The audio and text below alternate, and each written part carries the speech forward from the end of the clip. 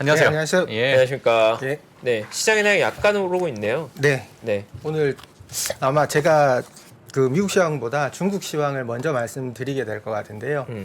그 아마 제가 편향이 좀 있을 거예요. 제가 지금 너무 이게 기분이 좋기 때문에 아무래도 이 매수 편향이 이게 바이 사이드 쪽으로 편향이 되게 강할 거니까 그쪽 참고해서 들어봐 주시면 될 것 같고요. 네.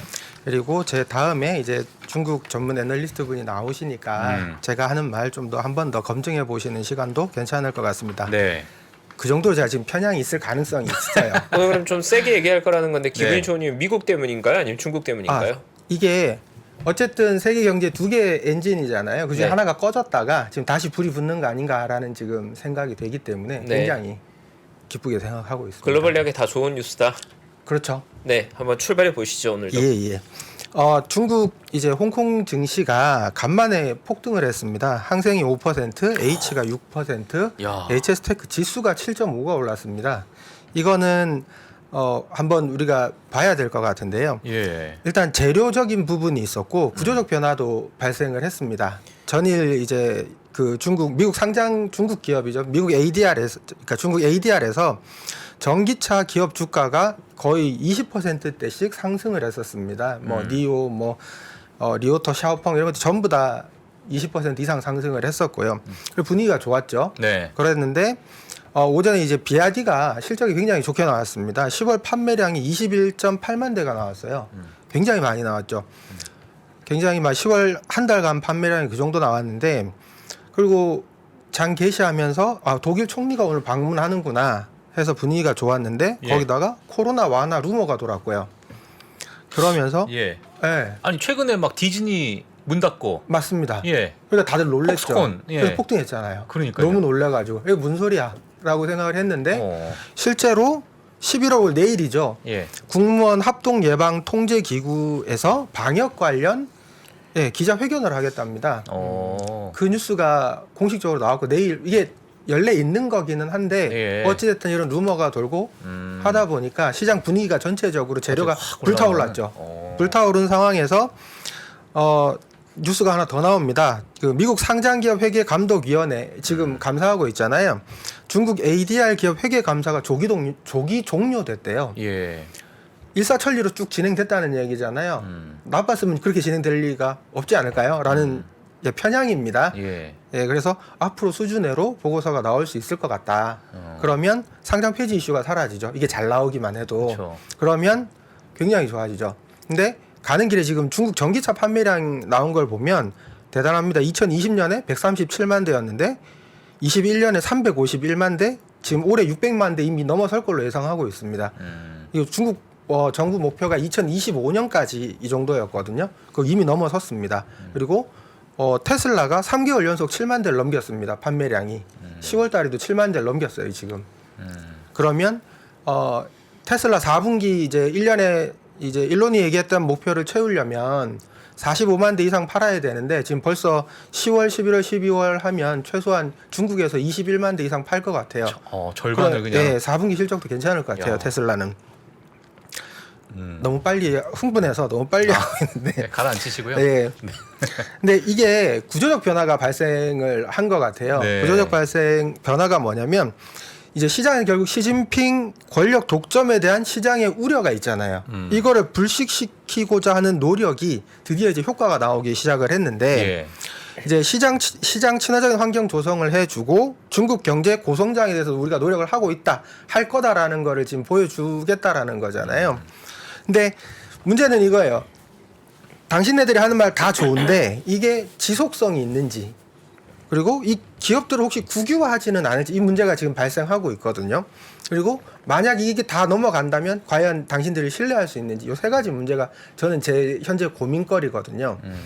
근데 일단 어찌됐든 오전에 이제 인민일보에서 류어 사설이 나옵니다. 그거를 제가 열심히 읽어보고 이거는 뭔가 다를 수도 있겠다라는 생각을 했어요.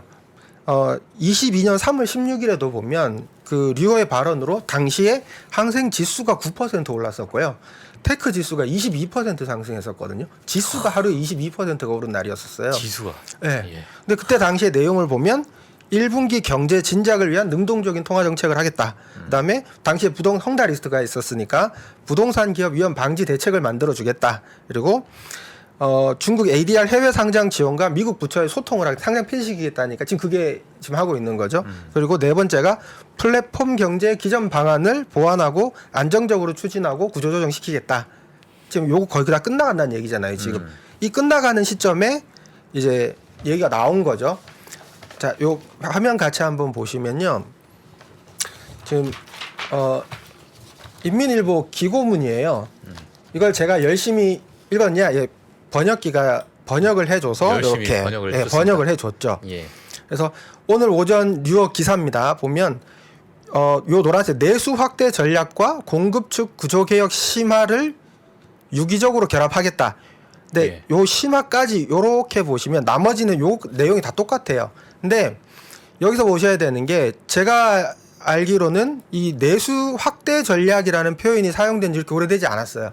잘 안 나오는 표현이었습니다. 항상 공급 측 구조 개혁 심화라는 표현을 썼어요. 그러니까 공급 쪽 중국은 공급만 그러니까 물건만 제대로 뽑아주면 시장은 있다 이거죠. 수요는 항상 있는 곳이다. 그런 표현을 많이 썼었거든요. 그래서 어찌됐든 예. 내수 확대 전략이라는 표현이 들어가서 저는 되게 긍정적이라고 생각합니다. 자, 보시면 역사적 논리와 시대적 배경에 대해서 얘기하는데요. 우리가 왜 이거 내수 확대 전략을 지금 실행을 하느냐 보면 외부 충격에 대처하고 경제 활동을 안정시키는 효과적인 방법이다. 예를 들어서 98년에 우리 IMF 그다음에 2008년 국제금융 위기를 언급을 했고 시진핑 총서기 요 표현이 두 번 나오더라고요. 시진핑 총서기는 2020년부터 내수 확대 개혁을 심화하고 완전한 내수 시스템 구축을 가속화해야 한다고 지적했다고 돼 있거든요. 그러니까 시진핑 총서기께서 미리 말씀을 해주신 거를 우리 이제 와서라도 열심히 한번 해보자 이거잖아요. 네. 좋은 내용이라고 봅니다. 그리고 공급 측 구조 개혁을 추진한 것은 고품질 발전을 달성하기 근본적 해결책이다. 과거 비효율적 생산을 언급을 했다라는 거고요. 그리고 여기 너무 기니까 짧게 줄이면 인플레이션, 미중 분쟁, 코로나를 언급하면서 이런 상황인데도 우리가 뭔가 이런 상황을 이겨내려면 내수 확대 전략을 사용할 수밖에 없다라는 거고요. 그리고 이것이야말로 사회주의 현대국가를 전면적으로 건설하기 위한 실천적 요구이다. 이렇게 끝이 납니다. 시대적 배경이. 네. 그리고 중요한 건 2번, 3번인데요. 2번, 3번 보시면 앞에 거는 똑같아요. 주요 원칙 및 요구사항. 뒤에 거는 결합하는 유기적으로 결합하는 주요 과제인데 유기적으로 하는 걸 되게 좋아하네. 유기적을 좋아하죠. 유기적이다. 네. 예. 뭐 관계가 있고 싶은가 봐요. 유기적으로. 예. 자, 2번, 3번 내용을 요약을 한번 해보면요. 예. 좋은 말은 써 있어요. 초대형 내수 시장의 장점을 충분히 발휘해야 된다. 중국의 인구는 14억이 넘고 중산층은 4억이 넘는다. 중국은 세계에서 가장 크고 완벽한 제조 시스템을 가지고 있으며 220가지가 넘는 공업 제품의 생산량이 세계 1위다. 요거까지는 뭐 그냥 자화자찬이죠. 우리 잘하고 있다 이거고. 근데 보시면 글로벌 자본 기술 인재 유치 지금 막 미국에서 빼가잖아요. 네. 그거를 이제 유치를 하겠다 이거고요. 그리고 국제 인류 비즈니스 환경과 자유무역을 시행하겠다. 이거 시장에서 우려하고 있는 거죠. 이건 니네들이 똑바로 그동안 안 해왔던 거 아니야. 기울어진 운동장 일 많이 했었잖아요. 예. 근데 그거 개선하겠다는 건 아니고 그런 내용이지 않을까 생각이 되고요. 그리고 높은 수준의 시장 시스템을 구축하고 재산권 보호, 시장 접근, 공정 경쟁, 사회적 신용과 같은 시장 경제의 기본 시스템을 개선해야 된다. 그리고 금융 시스템의 개혁을 심화하고 자본 시장의 기능을 개선해서 직접 금융의 비율을 높인다. 되어 있는데요. 결론을 얘기하면 제가 너무 기니까 다들 듣기 너무 힘들어하시는 것 같아가지고 아니요. 예. 사자성어로 내수 확대고요. 내수 확대. 예, 시장 친화입니다. 이거면 될 것 같아요. 예. 앞에 내용이 다 요약이 된 것 같아요. 네. 내수 확대 그동안 없었는데 내수 확대에 대해서 얘기를 했다. 굉장히 긍정적이고요. 예. 지금 오늘 보시면 그동안 가장 많이 눌렸던 게 제로 코로나 정책 때문에 내수 소비주들이 되게 물렸었잖아요. 오늘 굉장히 좋았었습니다. 빅테크 기업들도 좋았었고, 네. 예, 소비재 뭐 우리 흔히 아는 뭐 백주 관련 주식들도 굉장히 좋았었습니다. 뭐 백주 관련주들이 좋아지면은 뭐 중국 내에서 내수가 확 살아나는 그런 어떤 뭐 시그널로 봐야 되는. 외국인 매수가 좋았다라고 저는 생각을 합니다. 외국인 매수가 주로 외국인들이 많이 사는 주식들이니까 외국인 네. 매수가 좋았다고 저는 보고요. 예. 실적은 원래 괜찮았었습니다. 중국 주식들이 뭐 재무제표를 믿을 수 있느냐 없느냐의 문제는 둘째치고 네. 실적 자체가 나쁘진 않았었어요. 네. 알겠습니다. 네. 자, 그다음에 뭐 저희가 또 종목적으로 좀 한번 봐볼까요? 그럴까요? 네. 근데 중국 종목을 제가 준비해 온 건 없어가지고요. 그래요. 네, 근데 텐센트, 알리바바 관련돼 있어서 빅테크 관련해서 이게 제일 큰 문제가 네. 지금 국유화 우려 문제가 있습니다. 국유화. 예. 이거 드디어 중국 정부에서 빅테크 기업들을 빼앗는 거 아니냐 그런 내용이 있거든요. 그래서 그 내용을 한번 보려고 하는데요. 네. 지금 오늘 뉴스에 보시면 화면 한번 보여주시겠어요? 오늘 중국 증권저널 뉴스에서요. 알리바바와 차이나텔레콤이 전략적 협약을 체결했다라는 뉴스가 나왔어요. 그리고 확인을 해봤더니 차이나텔레콤이 이걸 부정합니다. 우리는 이런 전략적으로 한 적이 없다. 왜? 2017년 5월에 이미 이런 전자상거래, 네트워크 보안, 마케팅, 클라우드 결제 등을 협약을 했었다라는 거죠. 이미 했었기 때문에 지금 한 게 아니다라고 발뺌을 한 거죠. 네. 결론 하긴 했다는 얘기잖아요. 예. 근데 이게 뭐가 사람들이 지금 우려하고 있냐면 텐센트가 지난주부터 루머가 돌았었어요. 텐센트하고 텐센트 지분을 이제 그 차이나 유니콤이 인수하려고 한다. 예, 그런 루머가 돌다가 결국 확인을 해봤더니 텐센트하고 차이나 유니콤이 이제 각자 출자를 해서 이제 중국 자회사를 하나 만들어서 거기서 뭘 하자 이 내용이거든요. 네. 근데 사실 텐센트가 이걸 할 이유가 없죠. 자기 그냥 혼자 하면 되는데 굳이 차이나 유니콤과 중국 정부 기업이잖아요. 네. 어찌됐든 국유 기업과 함께 할 이유가 없었는데 이거를 했다는 거죠. 근데 CDN 보면 이 컨텐츠 전송 네트워크래요. 엣지 컴퓨팅 이런 쪽에서 협약을 해서 뭔가를 하는 거를 만들어 내겠다라는 건데 어찌됐든 이것 때문에 루머가 많이 돌았었고 텐센트 쪽이나 차이나 유니콤 쪽에서는 적극적으로 이게 아니다라고 얘기를 하기는 했어요. 그날 이거 발표 나는 날 차이나 유니콤은 상한가를 갔었고 텐센트는 주가가 많이 떨어졌었거든요. 그날. 근데 어찌됐든 자기네들은 아니다라고 얘기를 하는데요. 예. 거기에 알리바바 차이나텔레콤이 터졌죠. 그러니까 사람들이 또 놀랐어요. 알리바바 차이나텔레콤도 뭔가 있구나. 근데 같은데 또 터졌어요. 징동하고 차이나 모바일하고 또 합친다. 내용은 비슷합니다. 디지털 정부 플랫폼 구축 예정이고 데이터 센터고 뭐 클라우드 빅데이터 좋은 건 다 붙여놨어요. 그러니까 디지털화를 하겠다는 거죠. 그거를 하는 거를 근데 가만히 생각해 보시면 텐센트, 알리바바, 징동 요 세 개는요 대표적으로 중국 개인들의 개인 정보를 가지고 있는 회사들이거든요. 네. 개인 정보를 가지고 있는 회사들이 이제 그 통신사들과 뭔가 국유 기업들과 했다라는 거는 제가 볼 때는 어찌됐든 개인 정보가 중국 통신사들한테 넘어간 거거든요. 그걸 보면 이제 서양의 기준으로 보면 이거는 되게 나쁜 거잖아요. 개인정보 유출. 그렇죠. 예. 개인들을 통제하기 위한 어떤 수단으로 활용되지 않을까라는 생각도 들고요. 예. 그래서 제가 생각했던 거는 두 가지 관점에서 다 가능한 것 같아요. 이제 부정적으로 보려면 중국 정부가 중국 민간 대기업을 뺏으려고 한다. 이제 우리가 중국에 투자할 이유가 없다. 이렇게 생각할 수 있을 것 같고요. 긍정적으로 보면 그간에 눌러왔던 규제 이슈가 다 해소가 된다. 라고 생각할 수 있는 거죠. 규제할 이유가 없잖아요. 중국 기업인데. 국유 기업인데 왜 규제를 합니까?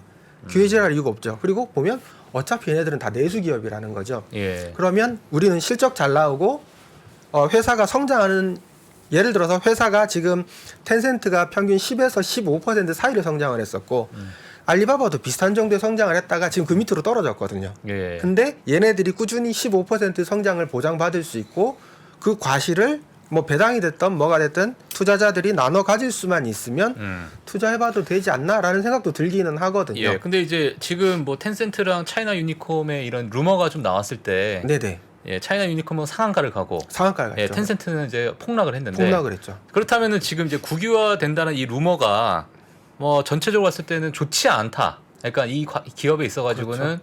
전혀 부정적으로 좀 받아들이고 있는 그런 상황이라고 봐야 되겠네요. 시장에서는 일단 부정적으로 봤습니다. 예. 왜냐하면 텐센트 자체는 일단 외국인들이 많이 기관 투자자들이 많이 있는 곳이고 이제 차이나 유니콤 이런 건 상해나 심천에 있으니까 이런 거는 이제 중국 개인들이 많이 투자를 하는 곳인데 누가 봐도 네임밸류나 시가총액 면에서 그렇죠. 비교할 수가 없는 회사죠.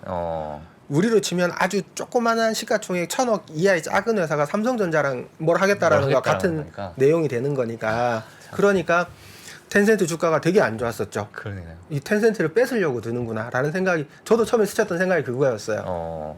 근데 적극적이라고 아니라고 하니까 적극적으로. 근데 이렇게 그러니까 이 세 큰 대기업이 거의 비슷한 시기에 비슷한 내용의 루머가 나온다는 게 이게 뭐 그러니까 루머가 아니었던 거죠. 그러니까요. 예. 뭔가 있었던 거죠. 예. 뭔가 있었고 그거를 받고 저도 걱정을 했고 시장에서도 걱정을 했는데 아니라고 우기고 계속 적극적으로 중국 신문이나 이런 거 보시면 되게 적극적으로 아니다라고 얘기를 해요. 이건 원래부터 그래 왔던 거다.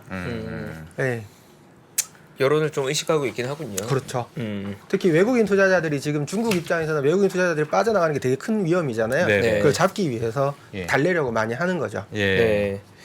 뭐 오늘 중국 시장 뜨거워서 중국도 이슈인데 네네. 미국 시장에서도 이제 중요한 이벤트가 앞두고 있잖아요. 맞습니다. 11월 8일 당장 중간 선거인데 네네. 뭐 중간 선거 내용 업데이트가 계속 되고 있던데 지금 뭐 어떻게 봐야 되나요? 저도 지난 시간에 어제 말씀을 드렸으니까 열심히 정리를 한번 해봤어요. 근데 생각해 보시면 미국 중간 선거 자체가 대통령 4년 임기 중간에 2년차에 실시를 하잖아요. 어쩔 수 없이 정권 심판의 장이 나올 수밖에 없어요. 그래서 애초에 좋은 평가가 되기가 어렵습니다. 트럼프 때도 민주당이 됐었고 지금 아마 공화당이 될 확률이 극히 높지 않을까요? 저는 그렇게 보고 있고요. 근데 인플레이션에 대해서 좀 고민을 해보면 인플레이션이 잘 안 잡히는 이유 중에 하나가 과도한 재정 지출도 맞거든요. 미국이 내로남불을 계속하고 있잖아요. 계속 풀고 있는데 공화당이 되면 신규 재정 지출 가능성은 하락하지 않을까 저는 그렇게 생각은 하고요. 그리고 공화당은 기본적으로 동맹국의 참여가 배제된 공급망 재구축에 반대합니다. 우리나라에 되게 좋은 뉴스거든요. 그리고 좀 이따가 다음 이제 표로 한번 보여드리겠지만 이제 공화당은 자체가 작은 정부, 낮은 세금, 재정 보수주의, 시장 자유주의를 추구하는 곳이고요. 민주당은 큰 정부, 누진세, 복지 국가를 추구하는 곳이잖아요. 어쨌든 큰 정부를 원하는 네. 거거든요. 인플레이션하고 민주당은 어울리지 않는다. 저는 그렇게 생각이 들고요. 그리고 아마 시장에서 제일 궁금한 게 지금은 상원과 하원이 뭐 이렇게 바뀌게 되면 IRA법 전체가 어떻게 될 수 있지 않을까 그런 희망도 있는 것 같은데 예. 가만 보니까 그건 힘든 것 같아요. 왜냐하면 상원과 하원이 동시에 동의한다고 해도 대통령이 거부권을 행사할 수 있잖아요. 그러니까 그거는 현실적으로 힘들 것 같고 다만 이제 재무부가 IRA 미비 규정에 대한 후속 가이드라인을 23년까지 마련하기로 했으니까 그거를 바꾸는 게 훨씬 더 현실적이지 않나라는 생각이 들었습니다. 잠깐 네. 한국 시장 봤었고요. 네. 표 한번 같이 봐주시겠어요? 미국 중간 선거인데요. 요거만 잘 봐도 우리가 좀 시장 이해하는 데 도움이 될 것 같아요. 공통점은 있습니다. 물가 안정시킬 거다라는 거하고 중국을 견제하고 미국 중심의 제조업 밸류 체인을 만들어야 한다. 이거는 두 당이 다 생각하고 있는 겁니다. 근데 보시면 미묘하게 달라요. 민주당은 미국 중심 공급망 구축 부분에서 보면 반도체 산업 육성법 IRA 중요한 건 엄격한 메이드 인 아메리카 기준을 가지고 있습니다. 약간 중국스럽죠. 근데 공화당을 보시면 미국 내 생산이 어렵거나 효율성이 떨어지는 부분은 외부 생산 및 조달 허용해야 된다. 우리 할 수 있는 건 맞아요. 그죠? 완전 반대네요. 네, 전혀 다릅니다. 예. 그리고 기본적으로 동맹국의 참여가 배제된 공급망 재구축은 반대한답니다. 공화당이 트럼프만 아니면 굉장히 멋진 당인 것 같아요. 지금 현재 우리나라 상황으로 봤을 예. 때는요. 그리고 의료는 다 아시다시피 민주당은 약가이나 의료보험 지원하는데 공화당은 지나친 확대는 반대한다. 이쪽이고요. 에너지 정책 보시면 민주당은 기존 화석 에너지를 배제하고 풍력, 태양광, 전기차 등 적극적 친환경 산업 투자 이쪽으로 있거든요. 근데 공화당이 미묘해요. 친환경 에너지 확대 필요성은 동의를 한다 우리도. 그런데 급진적인 친환경 전환은 인플레이션 등 문제 해결이 어렵다. 전통적인 에너지를 포함한 전반적 발전을 확대해야 된다. 저는 이게 더 합리적으로 들리거든요. 저도 ESG를 이렇게 찬성하지 않는 쪽이기 때문에 그게 지금의 문제를 만들었다고 생각하는 쪽이기 때문에 아 그래요? 예, 어. 저는 이쪽에 오히려 더 찬성하는 편입니다. 예. 너무 급하게 공급망을 변경하려다 보니까 문제가 생겼다. 예. 천천히 변경했으면 이렇게까지는 안 됐지 않나 예. 그런 생각이 들고요. 그리고 중국 견제는 똑같습니다. 그리고 음. 중국 컨트롤 타워 차이나 하우스를 추진을 했었는데요. 민주당에서 국무부 내 중국 전담 업무센터 설립을 검토를 했었는데 공화당은 반대했습니다. 관료주의적 권력 장악 우려로 차이나 하우스는 반대하는 걸로 이걸로 끝이 났거든요. 근데 제가 다시 요거를 넣은 거는 이게 언제든지 재추진될지도 모르니까 그냥 알아만 두자라는 네. 쪽으로 해서 예, 넣어놨습니다. 네, 감사합니다. 중간선거 저거 표로적인 정리해 준 거 도움 많이 될 것 그러니까요. 같아요. 감사합니다. 네, 직접 자료 만들어 중에 수고 많으셨습니다. 뭐 일단 11월 8일 이후로 시장에서 약간의 온도감에 대한 기대는 있는 게 과거에는 중간선거 지나고 나면 늘 장이 좋았던 사례가 많다 보니까 올해 또 좀 기대감은 있는 것 같은. 네. 네. 근데 그 말이요. 가만 생각해 보면 저는 되게 무서운 말인 것 같아요. 중간 선거전이 항상 안 좋았다는 말하고도 같거든요. 많이 떨어져 있었으니까 반등이 나왔지 이렇게 느낄 수도 있잖아요. 아마 제가 통계는 잘 모르겠는데 아마 전체를 놓고 보면 오히려 선거가 없는 게 나왔을 수도 있을 것 같아요. 제 생각에는 왜냐하면 네. 빠졌다 올랐기 때문에 지금처럼 더 피곤했을 수도 있을 것 같습니다. 네. 알겠습니다. 감사합니다. 네, 시장 잘 정리해 주셔서 판승철님과 함께 오늘 시장 리뷰 한번 해봤고요. 다음 주는 금요일 날 또 예, 나오시는 맞습니다. 건가요? 네, 그럼 다음 주 금요일도 인사드리겠습니다. 예, 감사합니다. 네, 감사합니다. 감사합니다. 네. 오늘 저희 중국 시장 오늘 워낙 뜨거운 하루였습니다. 예. 중국 시장 관련 내용들도 많이 나오고 있고 뉴스 많이 나오고 있는데요. 저희 한 큐에 정리할 수 있게 김경험 위원님 저희 잠시 광고 보고 와서 모시겠습니다. 저희 3프로TV가 우리나라에서 가장 많은 데이터를 분석하는 송기령 부사장과 함께 미래대학 강의를 선보인 지가 벌써 1년이 지났습니다. 대기업의 임원진들과 기관의 큰 프로젝트로만 제공되던 깊이 있는 통찰을 최초로 온라인을 통해서 공개했었는데요.